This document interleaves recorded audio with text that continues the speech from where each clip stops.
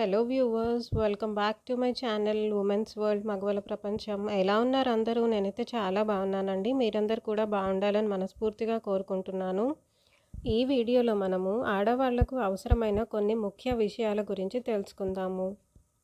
ఉదయం లేవగానే 21 సార్లు గం గణపతయే నమః అని తలుచుకొని పడక దిగాలి. నిత్యం రాత్రివేళ హనుమాన్ చాలీసా కానీ లేదా 11 సార్లు ఓం నమఃశివాయ అని కానీ తలుచుకొని నిద్రపోతే మంచిది.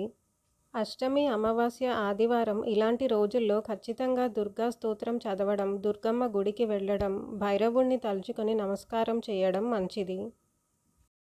తలస్నానం చేశాక వారానికి ఒకసారి అయినా తల వెంట్రుకలకు సాంబ్రాణి వేసుకోవాలి. ఆడవాళ్ల పైన పడే చెడు దృష్టి అంతా వెంట్రుకలను అంటి ఉంటుంది. అది పోతుంది. అరికాలులో కాటుక కానీ కాస్త ఒక డ్రాప్ కొబ్బరి నూనె కానీ రాసుకుంటే మీ వెంట వెళ్ళిన చోట నెగటివ్ పవర్ వెంట రాదు. మీ జన్మ నక్షత్రం రోజు మీ ఇంటి దేవుడు ఎవరో ఆ గుడికి వెళ్ళి అర్చన చేసుకోవాలి. ఉదాహరణకి వెంకటేశ్వర స్వామి అయితే మీ జన్మ నక్షత్రం రోజు ఖచ్చితంగా దగ్గరలో ఉన్న గుడికి వెళ్ళి అర్చన చేసి రావాలి. స్నానం చేసే నీటిలో అప్పుడప్పుడు కాస్త రాళ్ల ఉప్పు 1/2 స్పూన్ వేసుకొని స్నానం చేస్తే దిష్టి పోతుంది. బయటకు వెళ్లే ముందు ఛాతీపైన చిన్న కాటుక కనపడకుండా పెట్టుకుంటే ఎదురు దిష్టి తగలదు. పండగ రోజుల్లో సెలవు దినాల్లో కనీసం శుక్రవారం రోజు అయినా పాదాలకు పసుపు పూసుకోవాలి.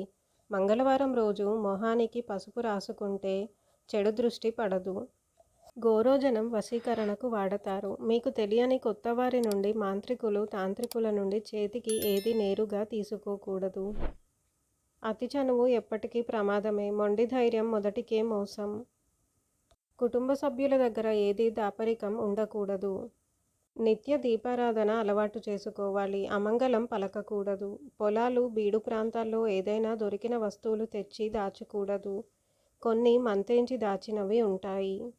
ఇంటి విషయాలు గట్టిగా మాట్లాడకూడదు. కొత్త వారికి కష్టాలు చెప్పుకోకూడదు. పరిచయం లేని వారిని సహాయం కోరకూడదు.